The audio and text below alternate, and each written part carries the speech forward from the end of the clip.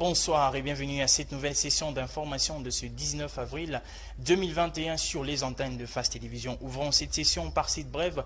Le ministre de la Santé, Teni Longondo, a lancé ce lundi 19 avril la campagne des vaccinations contre la pandémie du coronavirus. Il s'est lui-même vacciné aux cliniques universitaires. Les personnes, ce qu'il faut savoir sur cette vaccination, les personnes souffrant de maladies chroniques ainsi que les personnes qui ont l'âge qui varie entre 55 ans et plus et les personnels de santé, ce sont la catégorie de personnes qui sont concernées dans cette campagne de vaccination. Et la population congolaise a réagi suite à cette campagne de vaccination contre la pandémie du coronavirus. Les détails dans cet élément signé Enoch Leleka. C'est depuis le mois de décembre 2020 que le chef de l'État Félix-Antoine Tshisekedi Tshilombo avait décrété le couvre-feu sur toute l'étendue de la RDC. La population congolaise étant dans l'obligation de respecter les mesures prises pour lutter contre ces virus invisibles. L'on va remarquer une vicissitude de mode de vie. Dans la ville de Kinshasa, les Kinois n'étaient presque pas à cheval sur les mesures édictées par les présidents de la République afin de lutter contre cette pandémie. Le couvre-feu qui va débuter de 21h à 5h. Tous les coins de rue parsemés de différentes barrières avec des policiers contrôlant les véhicules et passagers dans une tracasserie cousue de fils blancs. Après avoir constaté que cette pandémie en République démocratique du Congo tendait déjà vers une faible contamination, l'on enregistre de moins en moins le cas de Covid dans toute l'étendue de la RDC. Le chef de l'État, par le canal d'une communication présidentielle, va procéder à la modification de ces mesures de couvre-feu 4 mois après. Ces mesures vont débuter de 22h à 4h. Pour certaines provinces à faible contamination, cette mesure a été levée. La population qui se plaignait toujours de ces mesures qui ont rendu la vie sociale difficile près de 4 mois. Après cette nouvelle d'allègement, cette dernière va réagir. En tout cas, na point de vue nanga na moni vaccin wana eza mabete. Eza mabete ceux qui déjà basali l'étude nango ke ezosala batu befe secondaire te. Eza nango mabete po tozwa déjà ba vaccin ba mangwela la tozwa.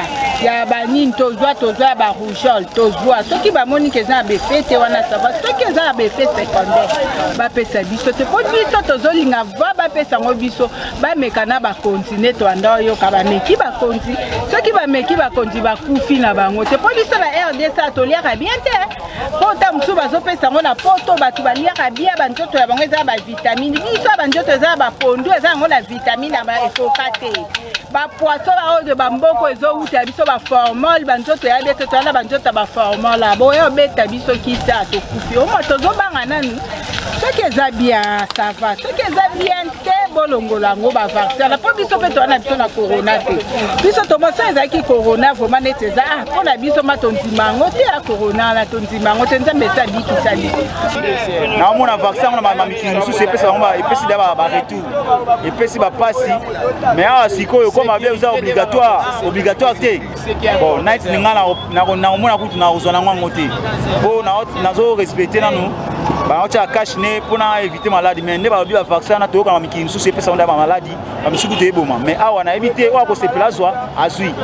Mais pour ngaya en tout cas net ngana uzona ngwango te. Et à la présidence, le chef de l'État, Félix Tshisekedi, a échangé avec son homologue somalien, Mohamed Abdoulaye, sur les questions liées à l'éradication de l'insécurité dans la Somalie. Il sollicite donc l'implication de l'Union africaine dans la Somalie. Vanessa Mwanda nous en dit plus. Le peuple somalien tient à vous féliciter pour le grand rôle que vous jouez en tant que président en exercice de l'Union africaine. Et le Somalien vous assure de leur soutien total à votre politique pour l'Afrique. C'est en ces termes que le président somalien, Mohamed Abdoulaye Mohamed, a introduit ses propos à la sortie de leur entretien ayant duré 2h05. Félix-Antoine Tshisekedi Tshilombo a été en outre félicité par son homologue pour sa vision claire dans la recherche du bien-être de la population et son vécu quotidien. Le président somalien apprécie non seulement le leadership de Félix Tshisekedi, mais il a aussi fait un rapprochement entre Kinshasa et Mogadiscio. Ce sont, d'après le numéro 1 somalien, deux pays qui connaissent de problèmes similaires, spécialement sécuritaires, et ensemble, ils peuvent trouver des solutions et en conjuguant les efforts. D'où le rétablissement dans un avenir très proche de relations bilatérales entre la Somalie et la République démocratique du Congo. Poursuivant son discours, Mohamed Abdoulaye Mohamed a souligné le progrès constaté dans son pays dans plusieurs domaines. C'est dans ce cadre qu'il a annoncé l'organisation des élections pour permettre aux Somaliens de se choisir clairement et librement leurs dirigeants. L'implication de l'Union africaine est attendue pour soutenir le dialogue entre le parti politique et les autres forces sociopolitiques de la Somalie. Pour terminer son mot, l'invité du chef de l'État a affirmé qu'il a hâte de continuer les discussions afin d'aboutir à de bonnes relations diplomatiques entre les deux États, tout en réitérant son soutien à l'Union africaine pour atteindre les objectifs contenus dans l'agenda 2063 qui décline la vision de l'organisation panafricaine. Pour sa part, Félix-Antoine Tshisekedi Tshilombo a tenu à réaffirmer à son homologue tout son soutien personnel et à la disposition de l'Union africaine en vue d'accompagner et de rechercher la paix pour le bien-être du peuple somalien. En souhaitant bienvenue à toute la délégation, il a fini par rappeler les bonnes relations à l'époque du feu maréchal Mobutu entre le Zaïre et la Somalie. Quittant la présidence malgré l'interdiction de la production du plastique en RDC à Kinshasa par le gouverneur de la ville-province de Kinshasa, les détracteurs continuent de s'entêter face à cette décision. Le bourgmestre de la ville de la commune de Kinshasa a mis la main sur le producteur de l'eau en sachet communément appelé Opure. Les précisions, Opure voulais-je dire les précisions, dans ce reportage de Sublime Guerra.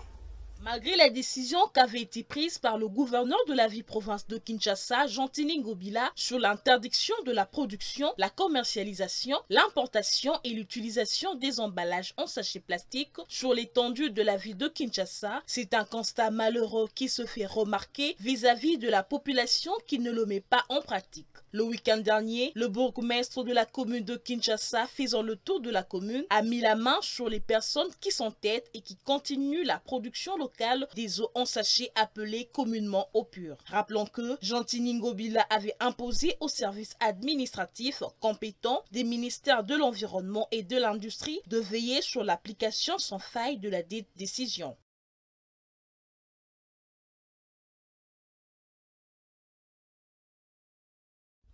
Encore une brève dans cette session d'information, l'Assemblée provinciale du Tanganyika a adopté ce lundi 19 avril lors de la session plénière la résolution d'exclure l'enceinte de cet hémicycle les honorables Loulou Kitenge, Joseph et Luboulou Kaluta Alvar pour une durée de 15 jours. Cette décision a été prise suite au comportement désagréable de ces élus du peuple. Alors, poursuivons cette session d'information en allant bien sûr en province. Le gouverneur Jacques Kaboula a visité les artères de la ville de Lubumbashi. Les précisions dans ce reportage signé notre correspondant dans le Katanga. C'est sous les ovations que le gouverneur de la province du Katanga, Jacques Katoué, a visité quelques chantiers de la ville de Lubumbashi. L'autorité provinciale a commencé ses visites par l'avenue Sendoué où l'entreprise EGMF est en pleine action. Tractopelles, chargeuses, bennes, compacteurs sont en mouvement pour donner une base à l'avenue. De part et d'autre, des tranchées sont en construction pour permettre aux prochaines pluies d'écouler et ne pas endommager la route. De là, le gouverneur de province, Jacques Katoué, est allé au croisement des avenues des usines et Lomami, où les tranchées sont en construction. Sable, sacs de ciment et tracteurs sont mobilisés pour la construction des tranchées. L'avenue Maniema n'est pas du reste. Des tranchées sont en construction et l'avenue est élargie. Des engins s'attellent à la pose de la base. La population a partout encouragé le chef de l'exécutif provincial, Jacques Katoué, en ces termes.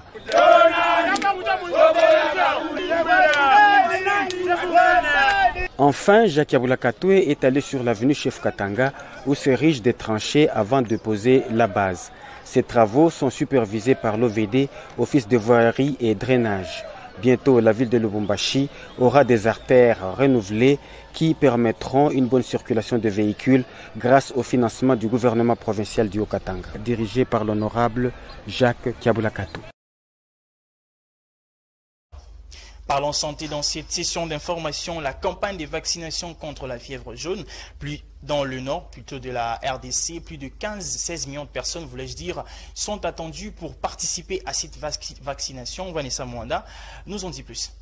La campagne de vaccination contre la fièvre jaune démarre le 26 avril 2021 dans les parties nord de la République démocratique du Congo. L'annonce a été faite le samedi 18 avril 2021 par le Dr Aimé Sikomola, directeur national adjoint du programme élargi de vaccination et l'agence congolaise de presse. En effet, plus ou moins 15 millions de personnes âgées de 9 mois à 60 ans sont attendues pour y participer. Parmi les provinces visées dans le cadre de cette campagne, dont le lancement officiel sera à Kisangani, chef-lieu de la province de la Tchopo, il y a notamment les provinces de Bazouélé, du Haut-Ouélé, de la Mongala, de la Tchouapa, de la Tchopo, du Nord Ubangi et du Sud Ubangi. À titre informatif, la campagne de vaccination a été retardée car la même province venait d'être récemment frappée par l'épidémie de la maladie à virus Ebola, ce qui a perturbé une bonne préparation de la campagne contre la fièvre jaune.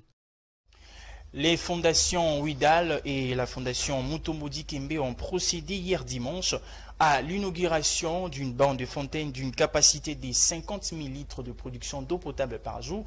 C'est dans la commune de Badara, dans le quartier Badara plutôt, dans la commune d'Elantsele, les précisions dans cet élément. Débuté en juillet 2019 après la signature d'un accord de partenariat entre Ouidal Fondation et la Fondation Mutombo Dikembe, le projet Aquatap a été inauguré ce dimanche 18 avril 2021 dans la partie est de la ville de Kinshasa, plus précisément au quartier Badara. Il s'agit d'une borne fontaine avec une capacité de production de 50 000 litres d'eau à 50 francs le litre seulement, dotée d'un système bio qui ne pollue pas la nature parce qu'il utilise l'énergie solaire. Pour l'ancienne star du NBA, Mutombo Dikembe, c'est un motif de satisfaction. Premièrement, je voulais remercier M. le ministre d'État, Guy Luando, pour son déplacement ici dans cette place, pour l'inauguration de Aquatap. C'est un projet qui a duré au moins 2 ans, mais nous célébrons la naissance de cet enfant ici. La population a beaucoup attendu et je suis vraiment très content que beaucoup de nos mamans auront l'accès de l'eau. Prenant la parole, le sénateur Guy Luando Mboyo a, en sa qualité de président de la Fondation Ouidal, salué ce grand jour. C'est un sentiment de joie et de satisfaction, surtout pour cette population qui va avoir accès à l'eau potable. Merci à la Fondation Mutombo et à tout le monde. Et ce n'est qu'un projet pilote. Ça va se dupliquer à l'intérieur du pays et dans d'autres provinces pour que la problématique d'accès à l'eau soit résolue. Sachez par ailleurs que 500 kits de ce type sont attendus dans les prochains jours pour un déploiement sur l'ensemble du territoire national avec des terrains de basket et de football à côté de chaque borne fontaine pour participer à l'encadrement de la jeunesse, comme le veut le président de la République, Félix Antoine Tshisekedi Tshilombo, garant de la nation. Retour sur la semaine du président. Il a reçu le Premier ministre Jean-Michel Sama Lukonde avant la publication du gouvernement. Il a eu des différentes activités au courant de la semaine, le précision dans cet élément de la presse présidentielle. La République démocratique du Congo a un nouveau gouvernement depuis lundi 12 avril 2021. Ce gouvernement du Premier ministre Sama Lukonde Kyenge a été rendu public à travers une ordonnance présidentielle lu par le porte-parole du chef de l'État, Kassongo Mwema. Il compte 56 membres, dont 4 vice-premiers ministres, 9 ministres d'État, 31 ministres, 1 ministre délégué et 11 vice-ministres. Le même lundi, le président de la République, Félix Antoine Tshisekedi Tshilombo, président en exercice de l'Union africaine, a pris part par visioconférence à un sommet placé sous le thème l'augmentation de la capacité des vaccins sur le continent africain. Il a été question de réfléchir à une solution qui mettra en contribution des hommes et des femmes politiques, des cadres de l'Union africaine, de chefs d'entreprise, des fondations et des fabricants de produits pharmaceutiques en vue d'aboutir à une feuille de route pour la croissance effective de la capacité africaine de produire des vaccins. Dans son allocution, le chef de l'État a fait savoir que l'Afrique a besoin d'un nouvel ordre de santé publique pour sa sécurité économique, un système de santé publique nécessitant au niveau de l'Union africaine une coordination et une coopération adéquate entre les institutions continentales et nationales ainsi qu'un renforcement de chaque structure. Toujours dans le même chapitre, une réunion de la Task Force présidentielle contre le Covid-19 s'est tenue à la Cité de l'Union africaine sous la haute direction du président de la République pour évaluer la situation épidémiologique sur le territoire national ainsi que les mesures prises en vue d'endiguer cette pandémie. À Kinshasa et dans certaines provinces où la courbe épidémique est descendante, le couvre-feu en vigueur est repoussé de 22h à 4h du matin, tandis que dans les provinces où la circulation du virus est faible, il a été décidé la levée du couvre-feu. Une délégation de représentants du bloc dit de l'ouest du pays, composée de 6 députés nationaux, a été conduite auprès du président de la République Félix-Antoine Tshisekedi Tshilombo par le leader du mouvement de libération du Congo, Jean-Pierre Bemba. Ils ont pris l'initiative de rencontrer le chef de l'État pour lui faire part de préoccupations communes de leur province contenues dans un document intitulé « Programme de développement intégré du bloc ouest et de la Grande Orientale ». Le jeudi 15 avril, le président de la République est arrivé dans la soirée à Brazzaville, en compagnie de son épouse, la première dame Denise Nyakeru Tshisekedi, le président de l'Union africaine et plusieurs chefs d'État du continent ont rehaussé de leur présence la cérémonie de prestation de serment du président de la République du Congo, Denis Sassou Nguesso, réélu pour un nouveau mandat de 5 ans. Le chef de l'État congolais a, dans son discours d'investiture, promis de poursuivre le processus de développement intégral du Congo-Brazzaville selon son nouveau projet de société. Ensemble, poursuivons la marche. Une année vient de s'écouler depuis la disparition de Monseigneur Gérard Moulumba, le responsable de la maison civile du chef de l'État.